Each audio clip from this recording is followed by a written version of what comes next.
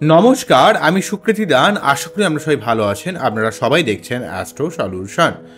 আজকে আমি আলোচনা করব যে মঙ্গলদেব মকর রাশির ঘরে প্রবেশ করার জন্য এই যে উচ্চস্থ ফলাফল 5 ফেব্রুয়ারি থেকে 15ই মার্চ পর্যন্ত, 5ই ফেব্রুয়ারি থেকে 15ই মার্চ পর্যন্ত এই দীর্ঘ 40 দিন মকর রাশির ঘরে উচ্চস্থ হয়ে মঙ্গলের অবস্থানের জন্য কোন সমস্ত রাশি বা লগ্নের মানুষেরা সব থেকে বেশি শুভ ফল পাবেন তা নিয়ে একটা দীর্ঘ আলোচনা করে নেব।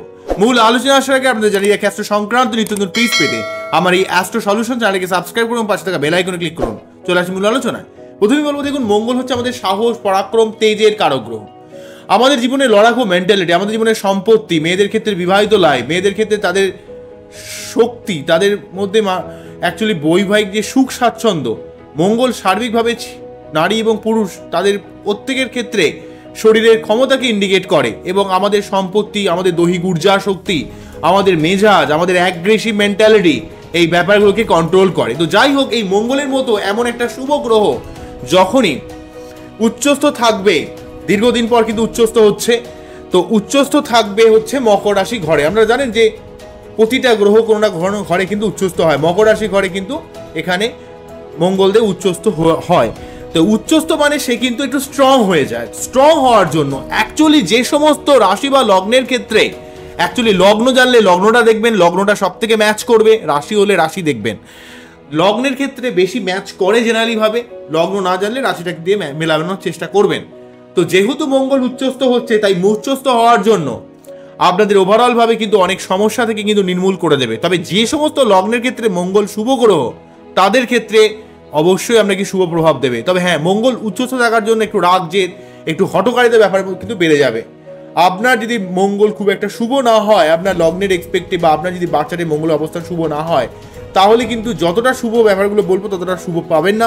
কিন্তু যদি আপনার বাচ্চাটি শুভভাবে থাকে বা আপনি যদি সঠিকভাবে তার প্রতিকার করে রাখেন, তাহলে কিন্তু এই সময়টা মঙ্গলের থেকে আপনি সর্বাত্মকভাবে অনেক অংশে শুভ ফল পাবেন। বিশেষ করে সম্পত্তির দিক থেকে, গাড়ি বাড়ি, কোনো স্থাবর সম্পত্তির দিক থেকে, আপনাদের ফ্ল্যাট কেনার দিক থেকে, মানসিক শান্তির দিক থেকে, আপনাদের জীবনে কিছু করার মতো মেন্টালিটির দিক থেকে, জীবনে কাজের উন্নতির ক্ষেত্রে অনেকটা হেল্প করবে এবং আপনাদের শরীরের, মন, মানসিকতার মধ্যে সর্বাত্মক একটা কিন্তু পজিটিভ ভাইবস কিন্তু তৈরি করবে।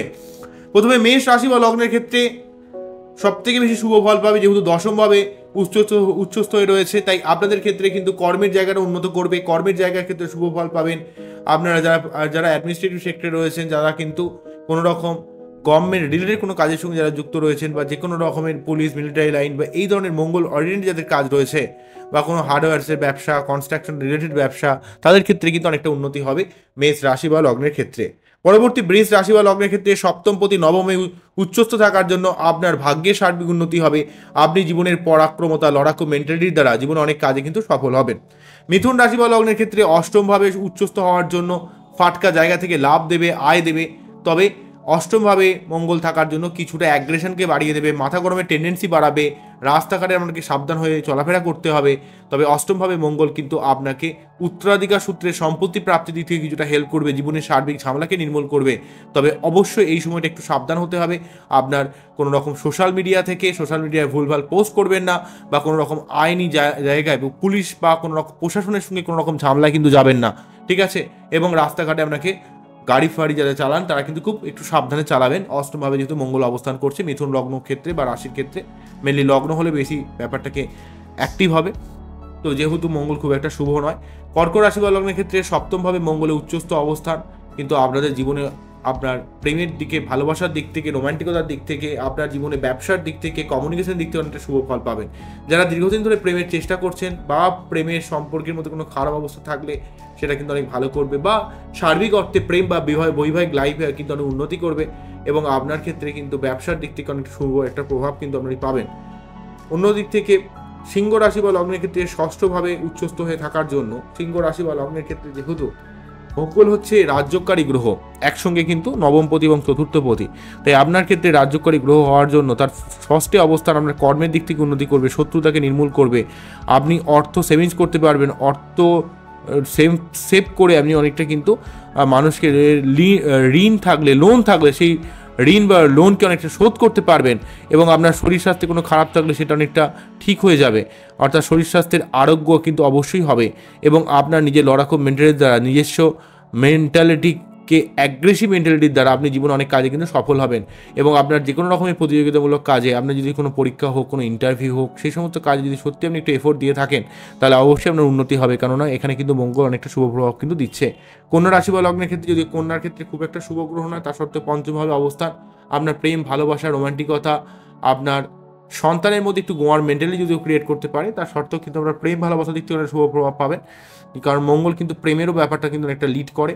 তুলা রাশি বা লগ্নের ক্ষেত্রে সপ্তম প্রতি চতুর্থের অবস্থান, পারিবারিক কোনো ব্যবসা থাকলে, কোনো সম্পত্তি ক্রয় বিক্রয় করার দিক থেকে, গাড়ি কেনার ক্ষেত্রে এগুলো কিন্তু অনেক ভালো একটা উপকার বা সময় কিন্তু অনেক পাবেন। বৃশ্চিক রাশি বা লগ্নের ক্ষেত্রে থার্ড হাউসে কিন্তু এখানে মঙ্গলের অবস্থান, উচ্চস্থ অবস্থান কিন্তু আপনার অনেক পরাক্রমতাকে বৃদ্ধি করবে, আপনার প্রচেষ্টাকে বৃদ্ধি করবে, আপনার নিজের লগ্নপতি বা রাশিপতি থার্ড হাউসে অবস্থান আপনার জীবনে অনেক কানেকশন বৃদ্ধি করবে, আপনি জীবনে অনেক দিক থেকে আপনার ভাগ্যের উন্নতি করতে পারবেন, আপনার কর্মের উন্নতি হবে, যেহেতু আপনার থার্ড হাউসে কিন্তু এখানে অবস্থান করছে, তো সুতরাং আপনার ক্ষেত্রে কিন্তু একটা কর্মের বিশেষভাবে উন্নতি করানোর চেষ্টা করবে, কর্মের দিক থেকে একটা বিশেষ লাভ দেওয়ার চেষ্টা করবে মঙ্গল কিন্তু আপনার ক্ষেত্রে ভাগ্যের উন্নতি করাবে, কর্মের উন্নতি করানোর চেষ্টা করবে, কেননা তৃতীয় ভাব থেকে নবম ভাবে দৃষ্টি যাচ্ছে, সেখান থেকে কিন্তু আপনার অবভিয়াসলি কিন্তু সপ্তম এবং অষ্টম দৃষ্টির মাধ্যমে আপনার কর্ম এবং ভাগ্যের উন্নতি করানোর চেষ্টা করবে। ধনুরাশি বা লগ্নের ক্ষেত্রে অর্থ দিক থেকে উন্নতি করানোর চেষ্টা করবে, আপনার ব্যয়কে অনেকটা সংকোচ করতে পারবেন, আপনার ক্রিয়েটিভ আর্টিস্টিক বা কোনো রকম ব্যবসা থাকলে আপনি সেখান থেকে অনেকটা লাভ পাবেন। মকর রাশি বা লগ্নের ক্ষেত্রে কিন্তু আপনার মধ্যে একটা লড়াকু মেন্টালিটি আসবে, আপনি লড়াকু মেন্টালিটির দ্বারা আপনার জীবনে অনেক কাজে আপনি কিন্তু সফল হবেন। কেন হবেন? তার মেন কারণ হচ্ছে আপনার মধ্যে কর্মের স্পৃহা অনেকটা বাড়িয়ে দেবে, ওকে, আপনাকে কিন্তু অনেকটা উন্নত করানোর চেষ্টা করবে, এই ব্যাপারটা কিন্তু মনে রাখতে হবে।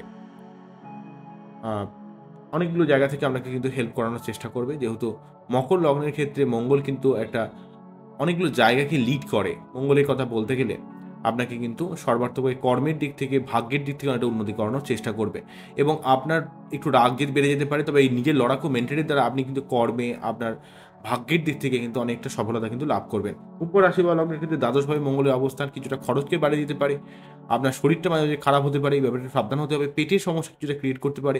মীন রাশি বা লগ্নের ক্ষেত্রে একাদশভাবে মঙ্গলের অবস্থান আপনার জীবনে আর্থিক প্রাপ্তির দিক থেকে, জীবনের সার্বিক স্বপ্নকে বাস্তবায়িত করার দিক থেকে অনেকটা হেল্প করবে। তাই এখানে মঙ্গলের অবস্থান সব থেকে বেশি হেল্প করবে যে সমস্ত লগ্নগুলোকে বা রাশিগুলোকে, সেটা হচ্ছে মেষ রাশি বা লগ্নের কর্মের দিক থেকে, বৃষ রাশি বা লগ্নের ভাগ্যের দিক থেকে, কর্কট রাশি বা লগ্নের বিবাহ বা প্রেম বা ব্যবসার দিক থেকে, সিংহ বা রাশি বা লগ্নের প্রতিযোগিতামূলক কোনো কাজের দিক থেকে বা শত্রুতা নির্মূল করার দিক থেকে, বৃশ্চিক রাশি বা লগ্নের পরাক্রমতা বা চাকরি প্রাপ্তি বা ভাগ্যের উন্নতির দিক থেকে, ধনু রাশি বা লগ্নের ক্ষেত্রে আপনার অর্থের উন্নতির দিক থেকে, মকর রাশি বা লগ্নের ক্ষেত্রে জীবনের সার্বিক উন্নতি বা শারীরিক কোনো সমস্যা থাকলে সেটা নির্মূল করে দেওয়া। সেই ব্যাপারটা আমি অ্যাড করা হয়নি, আমি অ্যাড করে দিলাম। তবে ওভারঅলভাবে মকর রাশি বা লগ্নে কিন্তু ভাগ্য এবং কর্ম দুটো দিক থেকে কিন্তু হেল্প করবে। মীন রাশি বা লগ্নের কিন্তু অর্থের উন্নতির দিক থেকে বা আপনার জীবনের দীর্ঘদিনের কোনো স্বপ্নকে বাস্তবায়িত করার দিক থেকে কিন্তু অনেকটা হেল্প করবে। এই সমস্ত লগ্নগুলো অনেকটা শুভ ফল পাবেন, তবে খুব একটা শুভ ফল কিন্তু পাচ্ছেন না মঙ্গলের এই প্রভাবের জন্য। মিথুন রাশি বা লগ্ন, কুম্ভ রাশি বা লগ্ন, এরা খুব একটা শুভ ফল কিন্তু পাচ্ছেন না। মিথুন বা কুম্ভ এরা কিন্তু খুব একটা শুভ ফল কিন্তু এখান থেকে পাচ্ছেন না। ওভারঅলভাবে মোটামুটি সমস্ত রাশি বা লগ্নগুলি অনেকটাই শুভ ফল পাচ্ছেন। তো অবশ্যই এই সময়টাকে কাজে লাগানোর চেষ্টা করুন এবং অবশ্যই প্রতি মঙ্গলবার 3 বার করে হনুমান চল্লিশা পাঠ করতে চেষ্টা করুন এবং যে হনুমানজির যে মন্ত্র আপনারা জানেন সেটা অবশ্যই পাঠ করবেন এবং সেই সঙ্গে আপনারা অবশ্যই মঙ্গলদেবের যে মন্ত্র সেটাও পাঠ করবেন। ওং ধরণী গর্ভসম্ভূতং বিদ্যুৎপুঞ্জ সমাপ্রভম কুমারং শক্তি হস্তাঞ্চং লহিতাঙ্গ নমাম্যহম ওং হোং শ্রীং মঙ্গলায় নমঃ, ওং হোং শ্রীং মঙ্গলায় নমঃ, ওং হোং শ্রীং মঙ্গলায় নমঃ পাঠ করতে পারেন, অনেক উপকার পাবেন। আজকে এখানেই থামতে হবে। আপনারা অনেকে আমার ভিডিও দেখেন, আপনাদের ভালো লাগে, আমি নিজেও অনুপ্রাণিত হই আপনাদের ভিডিও করানোর জন্য, আপনাদের ভিডিও দেওয়ার জন্য, যাতে আপনারা বুঝতে পারেন। আমি সার্বিকভাবে একটা শিক্ষামূলকভাবে, রাশিফলভাবে, সার্বিকভাবে আপনাদের বোঝানোর চেষ্টা করি। আশা করব আপনারা অনেক দিক থেকে উপকৃত হন। তো আমার এই অনুষ্ঠানটি কেমন লাগলো সেটা কিন্তু অবশ্যই আমাকে কমেন্ট সেকশনে জানাবেন।